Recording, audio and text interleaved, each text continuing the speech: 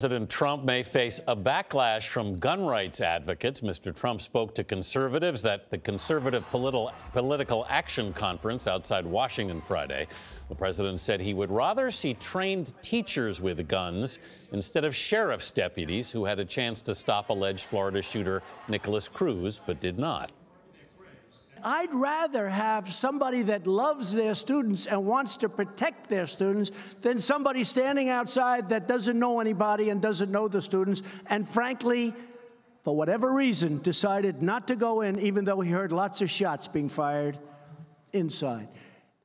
The president said an armed teacher would have shot the gunman quickly. Florida Governor Rick Scott says he wants to make it illegal for anyone under 21 or someone with mental illness to purchase a gun. He also wants an armed law enforcement officer at every school. For more insight into how some educators are responding to this push, we're joined from Columbus, Ohio by Becky Pringle. She is vice president of the National Education Association, which represents 3 million educators across the country. Good morning, Becky. Good morning, Alex. Can I ask first, what is your response to the president's suggestion that armed teachers would be better deterrents against school shooters than perhaps sheriff's deputies? Alex, I'm an 8th grade science teacher, the wonder years, and I cannot imagine having the additional responsibility of using a loaded gun to protect my children. That's not what our students are asking for. It's not what educators all over this country are asking for. That is not what we need to protect our children. Becky, what are you specifically hearing from teachers on these proposals? Well, you know what? I'm so proud of our teachers, Anthony. They and they're so creative.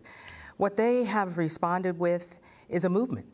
They're saying, arm me with counselors, arm me with social workers to help me address the growing needs that our students are bringing with them into the classroom. They're saying, arm me with tools and resources so that I have the opportunity to attend to the individual needs of students. That's what they want to be armed with, not guns. Becky, the president was also critical of the armed deputy at Stoneman Douglas High School. He said a security guard doesn't know the children and doesn't love the children in making his call to armed teachers. Your organization also represents school security guards. What's been the reaction there? We do, but you know, it's very easy to criticize and blame when you're not in that environment.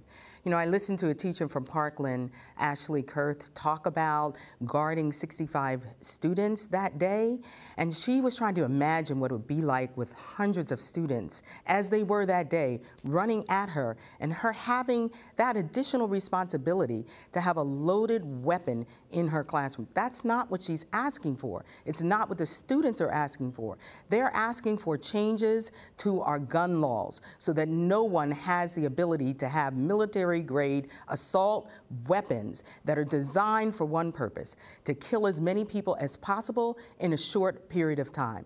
That is the issue at stake, and that's what our students are asking us to do. So, Becky, what do you think of Governor Scott's proposal in Florida to put a law enforcement officer in every public school? This is what our educators are asking. They're asking for each community, each school community, our parents, our students, law enforcement, our administrators to come together and to come up with solutions that work for them. They want to listen to their students and to the educators who are with them and figure out how they're going to prepare, how they're going to protect them. We need to listen to those who are closest to our students and do what's best to protect them. Becky, what kind of effect is this conversation around teachers and their responsibility with guns or without in the classroom? What effect is that having on the recruitment of young teachers to the field of education? That's a really good question, Alex. We certainly have had challenges to encouraging our young people to go into education. We know that they don't go into education for the big bucks. or the shiny apples. They go into the education because they love the students and they want to be there for their students to, in my case, open up the wonders of science. They're not going there because they are going to have that extra responsibility of protecting them with a loaded gun. And so not only are we worried about attracting new teachers to the profession, but we're also worried about retaining those who are in the profession. We're already hearing, not only from teachers, but from school secretaries and other support staff in our schools, that this is not the kind of environment they want to work in. And anytime someone's proposing more guns, that is not the solution. We do not want to turn our schools into prisons and our teachers as armed guards and our students as prisoners. That is not the learning environment we need for our students. Becky Pringle with the National Education Association, thanks for your time.